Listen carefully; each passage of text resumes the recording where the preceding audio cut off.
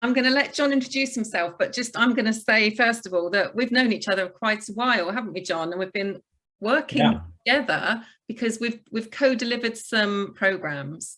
And it's been always a really good fit as well, because I do I would do the delivery, and John's business is a CMI accredited centre, and that's one of the things that John brings to the table is being able to have accredited management and leadership programs, including diversity qualifications as well, which is there's not that many out there. But anyway, John, go on, I'll let you speak. Thanks, Rachel. Yeah, we've worked together for a little while now. Hi both, I'm John. I have a clinical medical background, and then project management, quality improvement, and OD background, originally in healthcare up until about 7 or 8 years ago. So I used to be an associate director of organizational development. So that's the most senior kind of in-company role I had. And part of my portfolio at that time, back in 2009, I think it was diversity and inclusion. It wasn't called exactly that then. But I used to deliver a lot of training, diversity and inclusion training off the back of that, and trying to understand organizations and where they're coming from, and what good practice looks like. It's been a long journey. It's kind of gone up and gone down since then. It's kind of coming back up again. So it's a real passion kind of area for me, diversity and inclusion, within the kind of the sort of context of organizations, and I've got some experience of that. I don't know all the answers. You don't always get it right when you do what we do, but I think mainly what I do is just facilitate groups. Like I'm a trainer basically, at heart, a facilitator and coach. And sometimes that sort of expands out into writing policies and, kind of doing the actual sort of work. But yeah, try and avoid actual work and just chat to people all day mainly.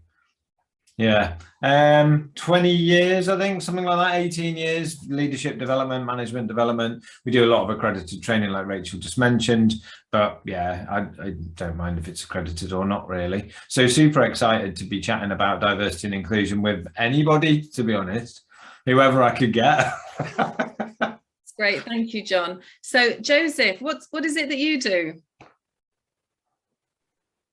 Well, yeah, I'm still not working in the L&D yet, but that's my aim, and that's the reason why I joined your hub in Facebook as well, and trying to get as much information and knowledge as possible. Very recently, I just finished my CIPD level 3. And I'm really excited to get into. It's not as easy as I thought it would be. I think maybe it's good because I don't really feel 100% ready for it, and it would be great to be at least to feel being prepared for it. Currently, I'm working in hospitality industry as a bar manager within a restaurant here in Malta. Previously, I came over to Malta from London, where I worked in a hotel as an assistant bar manager, and that was the place where I got let's say, really excited to start to study in this direction. Yeah, that's fantastic. Thank you, Joseph. And I think it's really interesting. There's a huge level of interest at the moment from people that want to get into learning and development as a profession. And what I think is great is that the thing with learning and development roles is, you bring what you bring, and if you've had quite a varied or interesting background in hospitality and running bars, then you would have had so many experiences that you can then draw on, when you're delivering training or just designing things. And that's the thing, it's recognizing those real experiences and how they can add value. And I see we've got Susanna has joined us as well. I don't know if you're able to speak, Susanna, and just quickly introduce yourself. Hi, Rachel. great to join you tonight. I've had my personal assistant, Megan, my daughter, who's 13, put it on for me whilst I'm driving. So I could listen in, which is brilliant. We're just off to drop her off. But yeah, really interested from what you said on the Facebook Live. I've worked for Lush for several years, the head office in Cornwall, where I'm based in Dorset in the UK, and currently joined a pizza oven company, Gosney, which is really exciting. They're experiencing exponential growth, great culture, very forward thinking and very open to a lot of things along these lines, and I'm implementing a lot of processes and practices in the US, where we're expanding rapidly too. So yeah, it's very interesting for me, personally, professionally, and I also help save people money on their bills, so I'm always in contact with lots of other people. I thought it'd be interesting to see this and then maybe share that with a few others too. Okay, thank you, Sue. And just so everyone knows, I actually know Sue. We're friends from way back, so nice to have you with us. And I think that's interesting what you said. If you're working, you know, in an organisation where you can influence strategy and policies and so on, then it's good to have a good understanding of these things. So welcome to everyone. So Nicholas, you said you'd read a little bit of the book, so shall we just start by asking you? I mean, I've got some summaries I can share, and John has as well, but what have you liked about the book so far? And if that's a difficult question, don't worry, because I can share something. But yeah, what have you taken from it so far? Yeah, so as I was saying before the others joined, I bought the book, got it delivered, and then I went on holiday. So yeah, so basically I started reading the background really around why we're looking at diversity and inclusion. To be honest, what I really liked about it is that it was really easy to follow. I absolutely found that really easy, and straight away the definitions and the different examples from different organizations, which I really liked. And actually I can't remember, it's not a really new book, is it? But no, but it's and I've got another one that I'd started reading and actually stopped, and then I on a sort of similar topic, but I actually found this one really quite easy to follow, but I didn't get into the sort of second half of it. So yeah. I didn't get into the, I mean, I have to say I quickly looked through it this afternoon about the old boys network and all that sort of thing, but I didn't get up to that bit in terms of reading that. So yeah, no, that's fine. So I think that's probably a really good place to start, actually. So I'm happy just to share my thoughts. So like you say, it starts with, probably for me, actually, if I was to say like my top 3 takeaways and 3 reasons why I like the book the most, and one is for those opening couple of chapters, which basically cover, you know, why we are biased and why organizations are biased. And like you say, it talks about the old boys network, but it gives a really good explanation step by step of how that happens. And I found that really useful, and particularly chapter 2, you know, why we are biased, because well, he describes, you know, unconscious bias and what causes it. And I actually was able to use that chapter. I had to create a 10-minute video on unconscious bias, which is quite hard actually. But I was able to write a script, but I because he has such a really good logical flow. You know, he talks about the social identity theory, like the categories and groups, and that was something that we can all relate to, this idea of in groups and out groups, and then just things like, and that's really then the basis for stereotypes, and then obviously he says the most powerful categories are those based on things like race, sex, disability, sexual orientation, and then in a particular environment, different groups have different statuses. So just the way he explained it and all the different theoretical models was really, really helpful. And then how you get these in-group and out-group categories, and that then can lead to prejudice.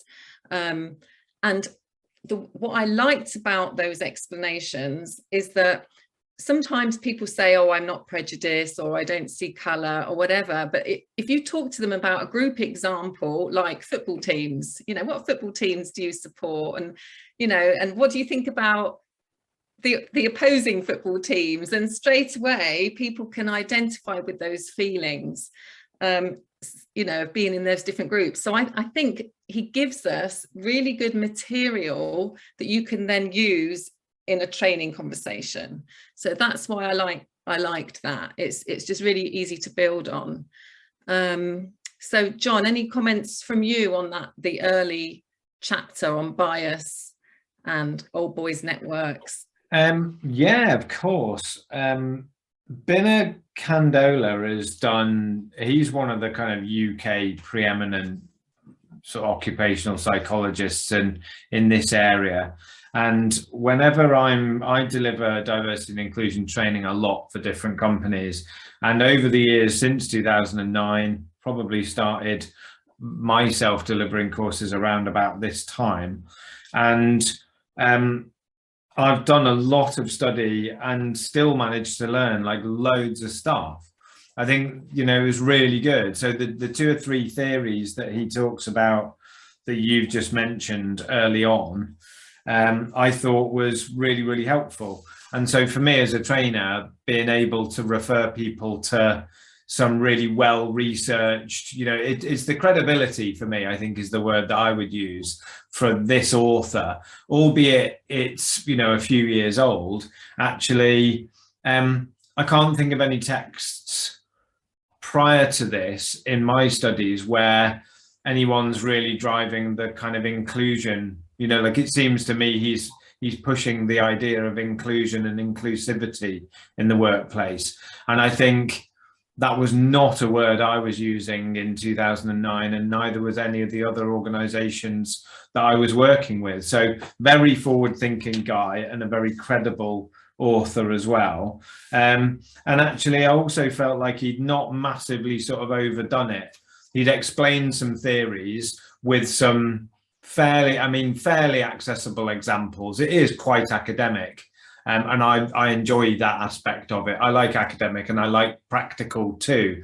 So he seemed to kind of tick both of those boxes. So a really good point of reference for me personally as a professional that I would definitely revisit, and something that I could refer people who were on a training course and were challenging some of the underpinning principles. I could send them here, which is quite nice. It's kind of knowing where to send people that's not a research paper or something like that.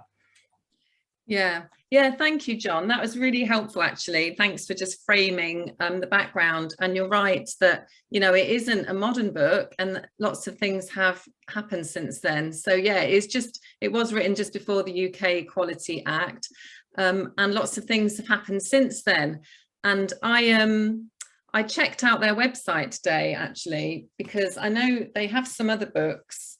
So just to kind of put it in a context, you know, he's also got, I don't know where you can see it, this one, The Invention of Difference. So there's a book specifically on gender bias, and there's another one, Racism at Work, specifically on racism and the danger of indifference. So I've got those as well, but there is actually a new book which came out a couple of years ago, which I just put the title on my notes and I can't see it now.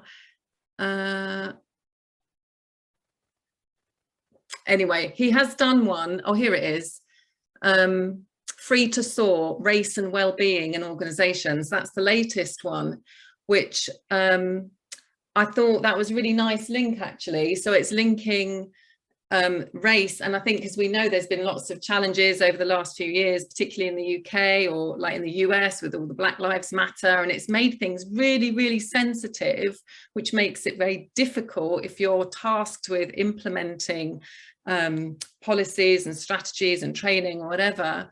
But by linking it to well-being, I thought that sounded really nice. And the description for that book, it just says it examines in detail the negative effects discrimination has on minority groups. So really getting into those things like microaggressions, which are very of the moment. So that talks about how well-being and performance at work are intrinsically linked, and then gives practical solutions. So I think if you wanted to, you know, this book I think is a good foundation, but if you wanted to take it on a level, then definitely that new one sounds really good. And I can see Susanna has a raised hand. Hi, I've stopped now, so I'll just jump on.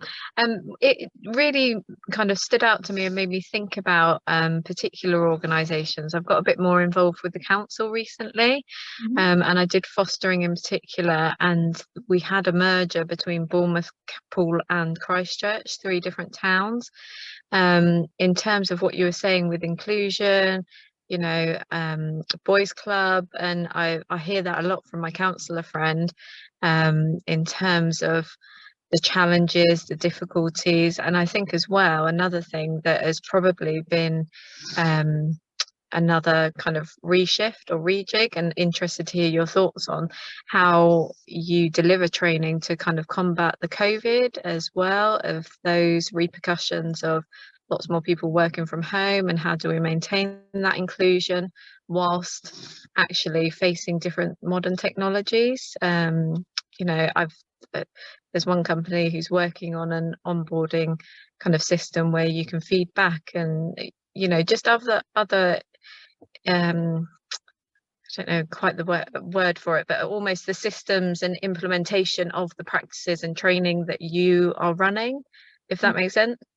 Yeah, and that's really topical. And all those things you said for me are very topical as well, because I'm supporting an organization right now with training, and you know, we've all come back to work after lockdowns, and we're not all back at work. You know, we're now working half in, half at home, so everything is different. The way we deliver training is different. The way we need to communicate with our teams is different. The way we need to check in with people are different. So, and yeah, definitely for diversity topics, you know, it's like we have to look at everything through a new lens. The lens pre-lockdown doesn't fit anymore. When everyone was at home, that was a different lens, but now we're in like, you know, a new situation again. And I think there was a phrase used in the book. It talked about behavioral fault lines. So it talks about particular situations where you can get, you know, conflict and challenge. So I think as people that work within organizations, we have to be really mindful of where those fault lines might lie, and things, you know, making sure our policies and procedures protect everybody, and not just the average person, but everybody, including those that might, you know, struggle for whatever reason, or have extra challenges for whatever reason. John? I'm going to raise my actual hand. Look, there it is. Can I add a few examples to that? I've been working with, it's finished now, but I did a 3-month piece of work with a large, I won't say who, but a large public sector organisation that covers the whole of Wales. Wales, Joseph, for your benefit, just in case you don't know, you said referred to London, so you might well know, so forgive me. But Wales, and for everybody really, a lot of the kind of head office type stuff is in South Wales, and then North Wales is very rural and back of beyond, you know, roughly that's the geography. It's tall, South has got stuff, North hasn't. And the work that I was doing with people from, it was 380 odd of their most senior managers. It was an inclusive leadership program. Frankly, it was an awareness building program. It was half a day for everybody, and that was it. And anecdotally, so some of the kind of stories that people were telling me were through the technology. So there's some kind of winners and losers here, is what I'm trying to get to. There were people who said that they preferred using technology because they had a hearing loss, a hearing impairment. And now that they're having the meetings all remote, then they get a lot more out of the meetings because they're able to engage and be involved. Because when they physically showed up to a meeting, if there's 5 people or 25 people, there's too much background noise for them to engage in it. But now they're just sitting in their, looked like their bedroom, to be honest. Now they were sitting at home on their own, that they were able to engage with it more. And I just thought, that's just like a complete accident that is working well for that individual. Another positive was people in the rural areas, hence me explaining the geography. Sorry, everyone. But like people in the rural areas feeling like there'd been a lot of kind of barriers broken down. You said about fault lines, Rachel, but actually that sort of breaking down of those them and us groups. There's the people who are near head office and then everybody else. And most organizations, the psychology works like that. You know, Dorset works like that, for those of you who are down there, where, you know, the further away you are from head office, Poole or Bournemouth or wherever it might be for Bournemouth, Poole and Christchurch these days, the further away you are, the less connected you feel. And actually it's a psychological thing, but it's also like a physical thing. And they were saying, the people in North Wales were saying, and this was repeated, we did 20 sessions, 22 sessions, something like that. And a number of people said that the barriers were broken down by using Teams because they felt like they were more on a level playing field. And that is nothing to do with their heritage or their sexuality or anything like that. It's just the geography bit of work, but the power dynamic had leveled off. Yeah. And it was just really interesting that you could take a kind of geographical power dynamic and level it. And then they felt more included. They all had similar job roles. They were all senior managers, but actually a lot of them felt more connected or less disconnected at least. And that is covered in the book somewhere. I can't remember the language you used. But yeah, so there you go. Teams could be good. Yeah, definitely. And I'm just smiling to myself because I've had, you know, such a cultural experience moving here, and because I'm in the Netherlands, for anyone that doesn't know, but I'm working for a company at the moment that's Europe wide, and you know, I'm supporting people in 12 different countries across Europe, and you know, yeah, I made assumptions at the beginning. And then when they come back to you and you have a meeting with just one country, France, for example, and it's like, oh, they didn't understand anything that we put out. They didn't understand any of the information because the English isn't great. So, okay, so now I've got to explain everything really, really slowly and carefully. And then you have to take a much more individualistic approach and go at their pace. So for me, that was just a very, very quick lesson in, you know, checking with your stakeholders and meeting them where they're at, for sure. So just to think about the book, I guess one of the other things that actually probably maybe one of my favorite things, apart from the fact it's a really useful book, but one of the things I really liked that he covers in the early chapters, or one of the early chapters, chapter 4 actually, and he calls it the business case fallacy. And I really liked that because he recognizes that there are drivers for business cases for diversity, and he lists 8 of them and gives a nice, you know, intro on the different business case drivers like legislation, demographics, you know, having more creativity within the team, retention, flexible working, reputation, all those kind of things that you would imagine. But when he gets to the end, I'll just read, I've got a little quote here. It says, you know, while some of these are measurable benefits of diversity, I do not believe they can be used to construct a winnable business case. Diversity champions should not be looking to finesse a business case, but to challenge the very demand for a business case. Diversity can be represented as an economic issue, but it is also a moral one based on values. And I just saw, when I read that the first time, because I did read this book, you know, a while ago, I've had it a while. When I read it the first time, I was just like, yeah, thank you for just clearing that up. And I thought it was very powerful to say that. And I can remember years ago, it was quite a few years ago, going to a presentation, like one of these CIPD talks, and it was all about, building a business case for diversity.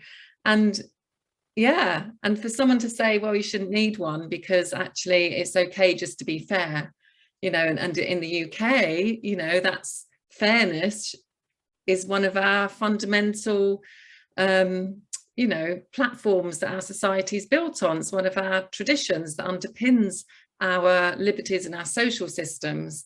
So I really liked that. And he just goes on to say that, like, no one would ask for a business case for safety, for example. And he just gives really good questions like, what exactly are you looking for proof of? If someone asks you for a business case, what's the evidence that you're looking for? And do we really need proof to demonstrate that treating people objectively and more fairly will lead to better decision making? It should be obvious, shouldn't it? And then, the next question, what proof do we need to demonstrate that bullying and harassment destroy people's lives and create toxic work environments and damage reputations and impact on productivity? So I thought, there's something. And I just thought, if you're a diversity person in an organization or whatever your role is, and you get some of that pushback, maybe from the finance manager saying, oh, how much is this training going to cost? It's like, it gives you some really, I don't know, I think it would give me the confidence to challenge that. Do you know what, that's made me laugh, because I am the finance person.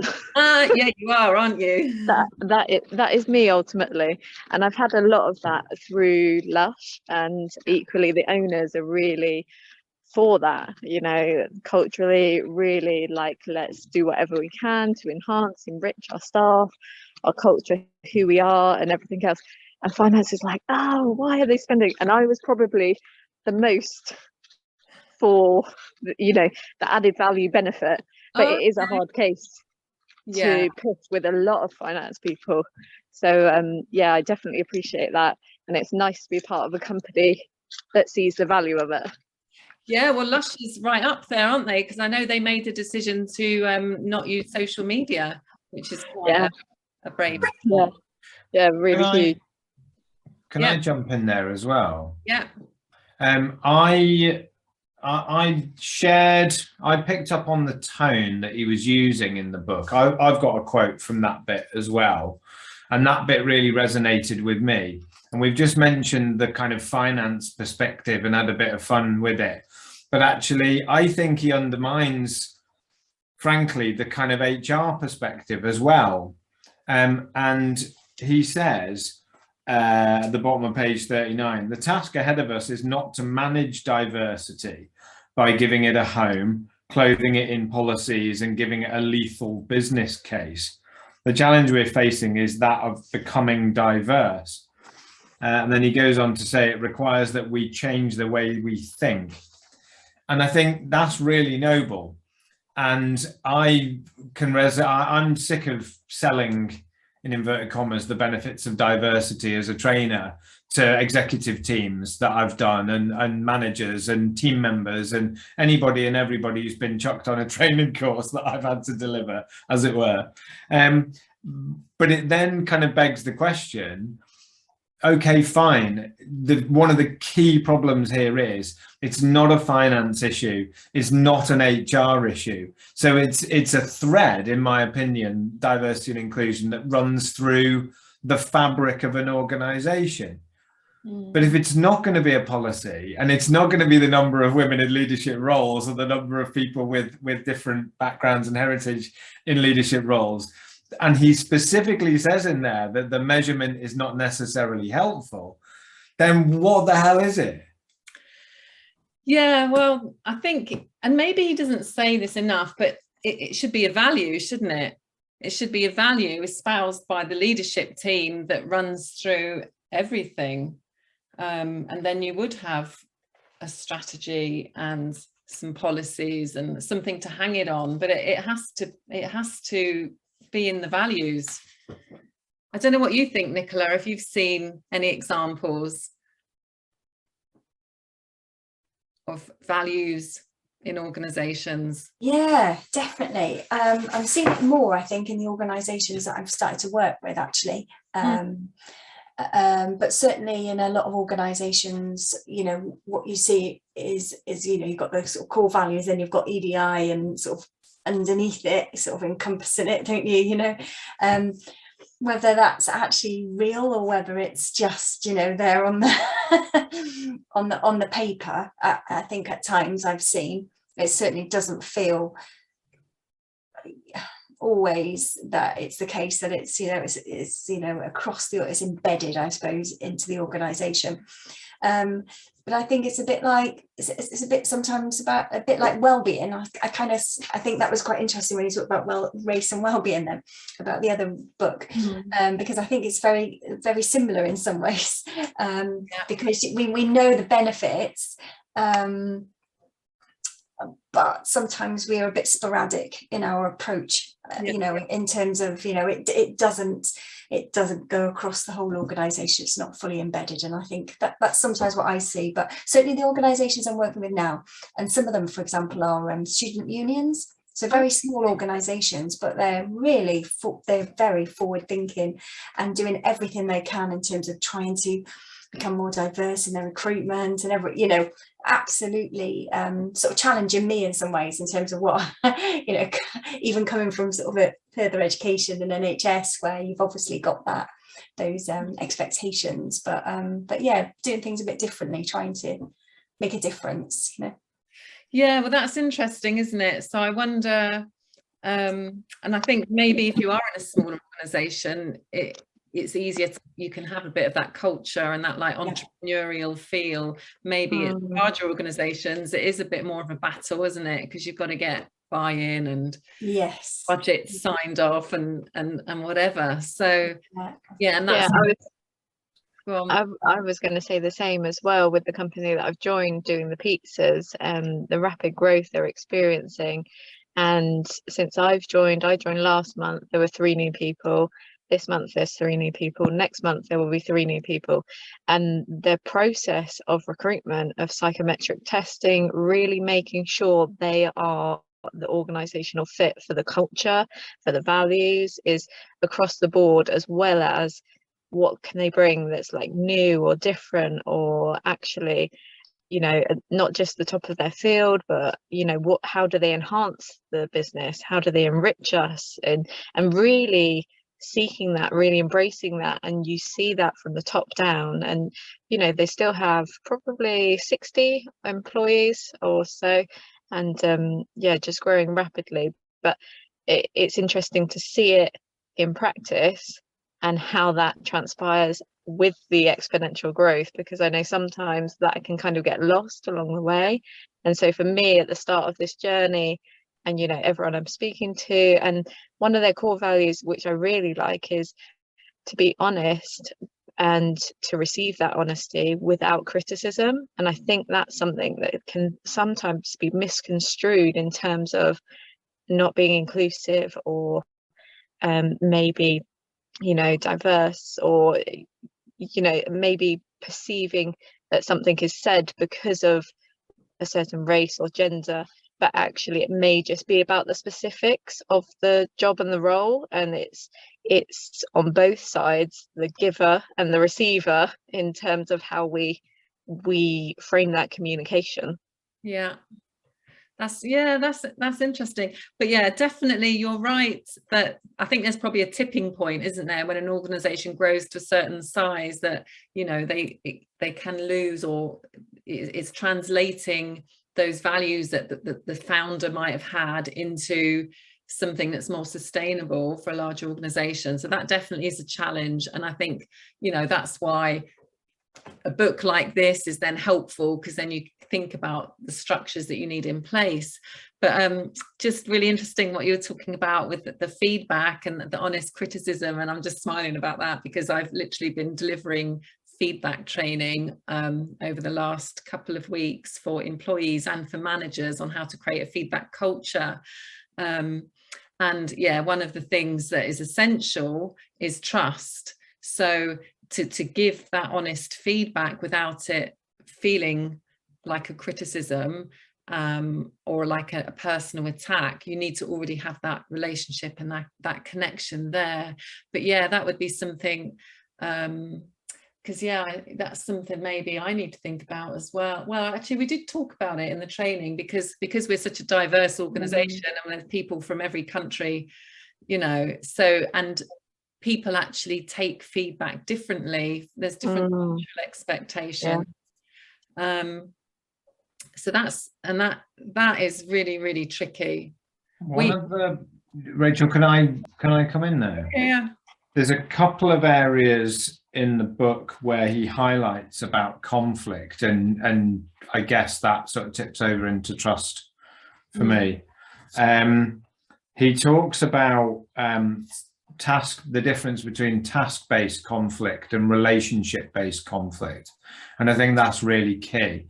And my concern when I hear that, I hear it quite a lot in the different corporates I work with as customers, where, you know, they have phrases like, oh, well, we say it in the room, or we're just going to be honest, or whatever.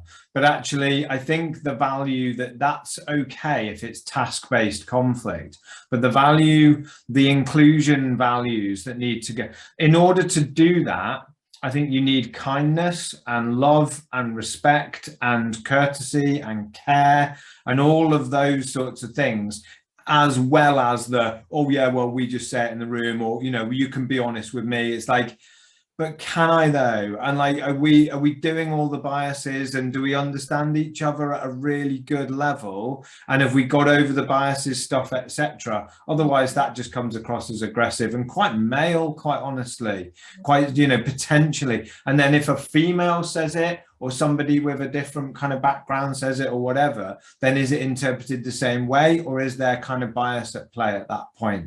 And so it's very noble to kind of express things in that way, and I understand the purpose of it, and it scares the hell out of me, quite honestly. So task-based and then relationship-based conflicts are really key differentiator when talking about feedback, etc. And then he also talks about, which is probably unrelated, but he talks about conflict, and it's quite complicated, this, but he basically says, and I had to read it about 3 times, the research suggests that when some employees are different from others, they will feel the effect of being in an out group. So when you're different, you feel out group.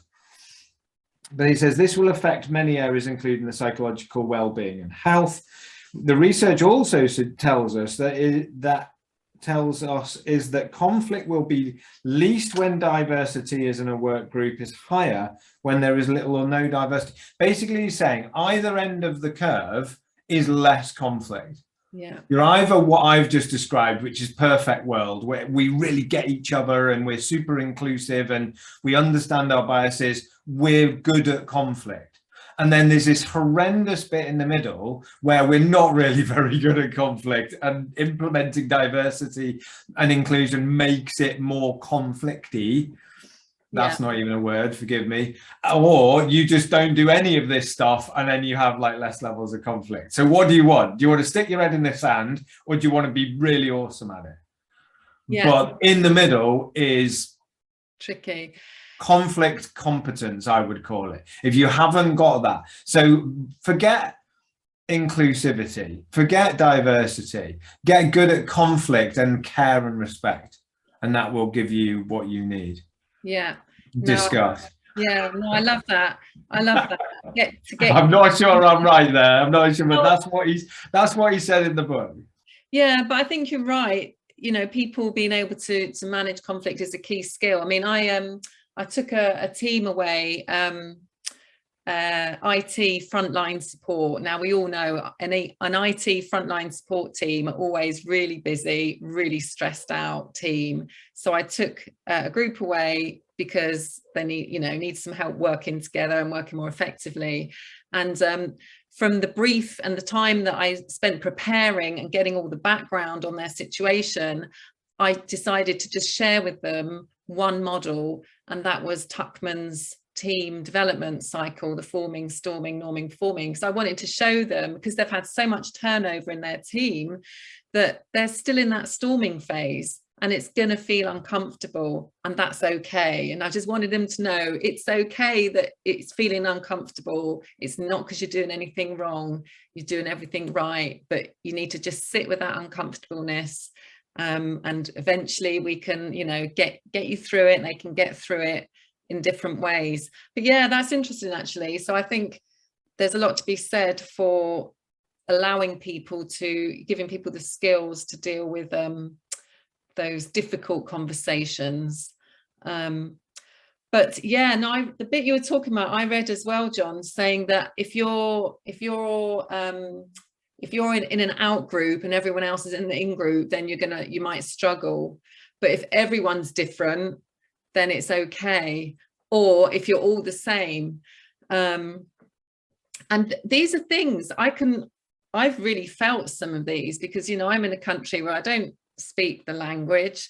Sometimes I'm in a meeting or I'm with colleagues, and if they're all Dutch, I mean, I'm supporting an organization where English is supposedly the official language, but clearly if I'm with a bunch of colleagues that they're all Dutch, they all chit chat in Dutch, and they've got connections, social connections with each other, and rapport and banter that I don't have, and I'm on the outside in those instances, and I really don't like it, because I'm a social person, and so I kind of feel that.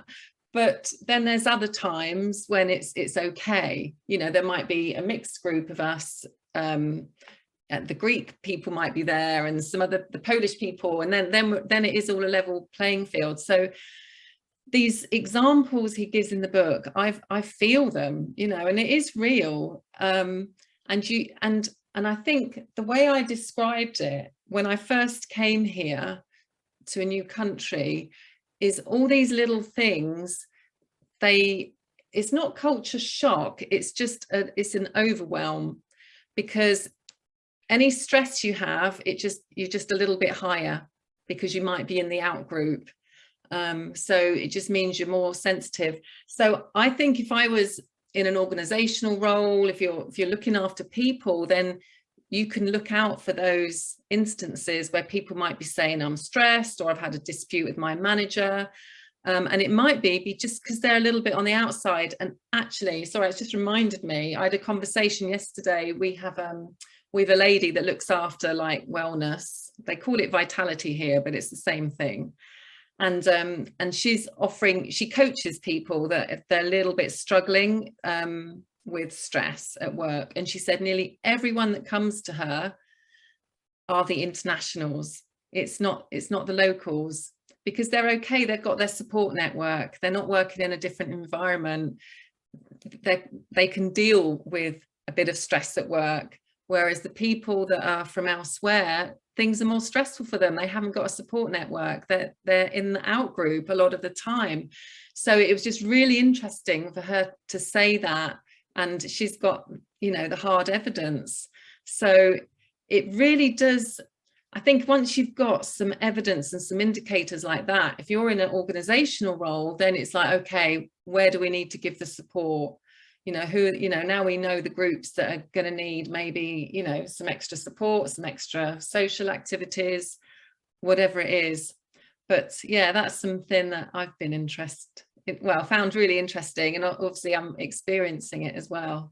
And yeah, it's not nice being in an out group when there's a lot of in groups around, but that's just the way it is. Yeah, I think as well, from what you're saying, you know, with those like-minded individuals, they have that empathy, they have that understanding, they know what you've felt, they know what you've experienced, and so you're able to relate. And I think, like you said about social experience, it's finding common ground.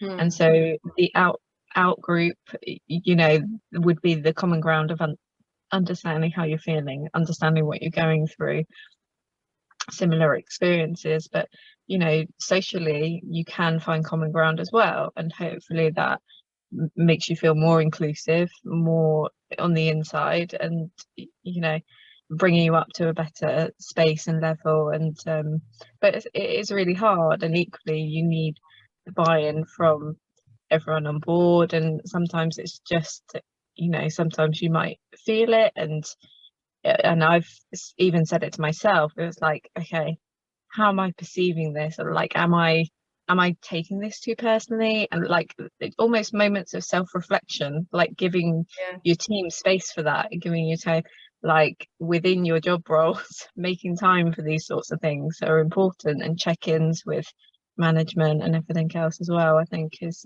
really important. Yeah, definitely. And yeah, sorry, I didn't mean to go off on a tangent on my experience, and I am fine really, but yeah, you do notice these things.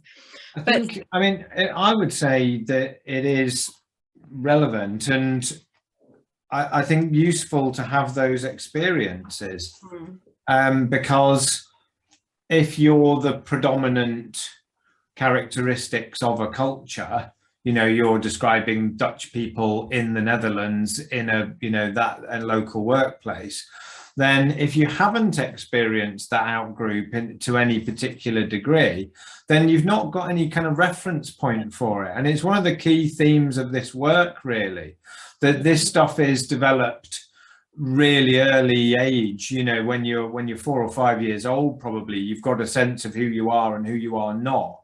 And then early on, he talks, or he references one of the theories that this whatever it's called, the self-categorization, I think it's probably called, and it's quite arbitrary and quite random, and you might find yourself now kind of finding new in groups that you wouldn't have had before because you didn't have that experience before. So there's something kind of creative and generative about it. Or you may shrink back and only ever want to find other people who are like you. So I think it's very individual, and people are going to respond in different ways. In one of it just also reminded me, so page 198, he talks about championing diversity. And then he goes into something that I think is called allyship these days, being an ally for people. And so if I'm in that predominant in-group, you know, like everybody else seems to look and sound like me, then what do I need to do to not be tokenistic and not be kind of over the top and weird and make other people feel uncomfortable, but quite the opposite? How do I think and feel and do inclusivity? You know, how do I make sure that other people feel included in work? And I think certainly with the work that I've done in terms of developing people, that's around trying to help people to explore that intention, and to start with that intention to be an ally. But if it's even got a sense of tokenism about it, oh, you know, tell us all about yourself. It's like, oh no, thank you. Like I wasn't, you know, don't make people stick out. Yeah. That's even worse. You know, like that's, you've kind of made it, you've highlighted the difference rather than just subtly saying, you coming out for a chat? Do you want, you know, getting a coffee, or, you know, do you want a cup of tea, or do you want to come to the event, or do you, you know, just quietly sort of involving and including and speaking with rather than speaking for people. That's that type of stuff, I suppose. And I think he's referring to like a theory, a Harvard Center for Public Leadership, about allophilia, which I think has become allyship. It's probably based on the same linguistic sort of origins. And it says, how do we do it? And so I think there's some really good learning for me there. Yeah, I don't know, I just wanted to kind of connect it back to the how do we help people to feel included without making them feel awkward. And that's a fine line for me. I would struggle to support people to develop that skill in a training room. Yeah, and I think that's a really good point, and I'm glad you made the link to allyship, because that's you know, a big theme now. But I think something that's really important, and I think you just kind of touched on it there, is context. Like you said, you know, it's saying the right thing to people and including them in the right way, so that you know, you're going to have really high emotional intelligence to do that. But just to give an example, a lot of the things that I've seen, you know, over the last while about well, the do's and don'ts of when you know dealing with people that you know are different, is, and people say, oh, we should never say to somebody, where are you from, if they've got a foreign sounding name, because you're like implying they're not British or whatever. Well, where I am right now, that's a completely valid question, because I'm in a very international environment. People are here from all over the place. So it's a positive question. Oh, where are you from? Oh, I'm just moved here from Belgium, or I've just moved here from Poland, or I've just moved from Panama. You know, literally, it's completely a really nice way to say, tell me a bit about yourself. Whereas in a different context, when everyone's, you know, say in the UK, and if someone comes in different color or different name to say it, it's seen as a negative. So just that context and that, you know, relevance and intuitivity is really, really important. And really hard to train. Yeah. You know, like you can't just kind of magically make people get that. No. Yeah, I had an experience of that recently. I won't go into the detail of it, but I did ask somebody where they were from, you know, and because of their UK regional accent. And I didn't even think till after that it might have been misconstrued. I live in the south of England. I'm from the north of England. They sounded like they were from the north, so I asked them where they were from. But actually, if I'd kind of got the vibe wrong, I think I might have massively offended this person. And I didn't at all. They weren't offended. I wasn't offended. And actually, it was from near where my mum's from. So, but actually, from a kind of heritage point of view, you know, maybe generationally, they were from somewhere else. So I could have got myself in a right old load of trouble. But I didn't, because I just asked it like friendly. But you can't just assume that. I've had this conversation recently with gay friends as well, who in a work context, who would rather people got it wrong and then watched for the response, you know, used the wrong language or used an inappropriate term, and then the person's gone, yeah, I don't really like that, and then you go, oh, you know, and have a dialogue about it. And it's easy for me to sit here and say it, whatever aspect of diversity it's about. It's easy to sit here and say it, but actually some people may get offended. But if we don't open up and talk and try and explore and break down the barriers, then how are we going to get through this? Then you've got things that haven't been said and boundaries that are unexplored. But I think there's a leadership component to it. I'm biased. Everything's got a leadership component. I sell leadership training. But actually, yeah, it's that the emotional intelligence bit is being able to role model this just in a really, like in a room. Yeah. In a room at the bar for Joseph, you know, like just being able to make people feel happy and included when they're stood waiting for a drink, or whether they're, you know, kind of in a meeting. Yeah, absolutely. Yeah. Just following on from that, and there was some videos, and I can't think what it's called. It was like Google videos or something, where there were people from different races or different gender, different biases or unbiases, and they were kind of challenging it to each other.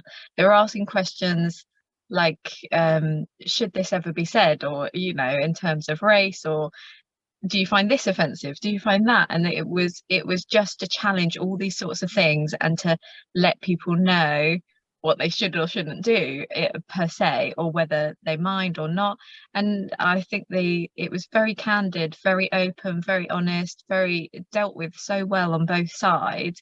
And like you say, that emotional intelligence and that skill of language and communication, it's a safe space. You're in this safe, you know, this interview was specifically set up for that. But when you're in a work environment and you're caught off guard, or, you know, and that sort of training to be like, okay, this is the vocabulary for any moment where this could come up, because they were specifically ready for this, and it was still kind of a difficult, challenging environment. But equally, I've tried to do it with my children.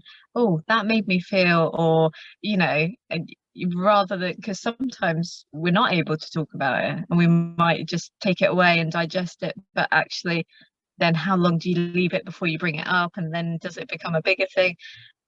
All those sorts of kind of processes, and yeah, that's a really difficult thing, I think, in terms of training and different skill sets, characteristics, and yeah, a vast topic of that you could spend forever on.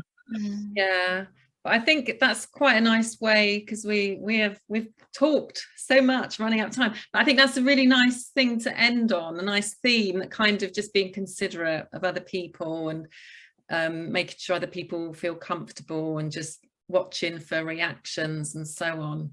So I think that's a really nice theme for us to take away. Just the one last thing I'm going to say about the book, and what I really loved the section on training, because when I read it, it was just like, well, because like John, you know, I was delivering diversity training many years ago in like local authorities, and did, you know, delivered loads, and every difficult situation you could imagine, yeah, I've probably had it, and all the dilemmas you have as a trainer of how to get the message across, yeah, I've been through them. So seeing it all written down, it was like, oh, there you go, just give that to everyone else, and, you know, be easy. So I think he covers it really well for anyone that has to do any training, just the hows, whys and wherefores, what to think about, how to, you know, make sure it's meaningful and relevant. So yeah, I thought he did a good job with that for sure.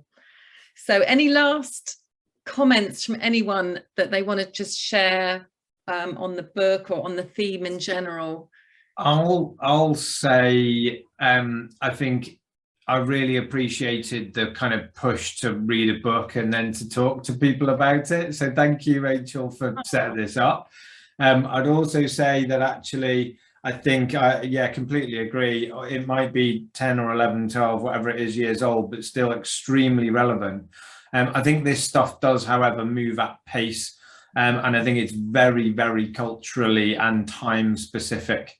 So I think UK stuff and US stuff, for example, are poles apart. The language is different, the direction, the intention, the, you know, like, and I'm sure it's probably different in Europe enough, mainland Europe, or I'm sure Malta is included somehow in that, but the nuances are important, you know, like yeah. So, but I think the books are relevant, and it's very succinct and very sort of precise and very credible. So yeah, I'm glad to have spent a couple of hours just digesting it. Thanks.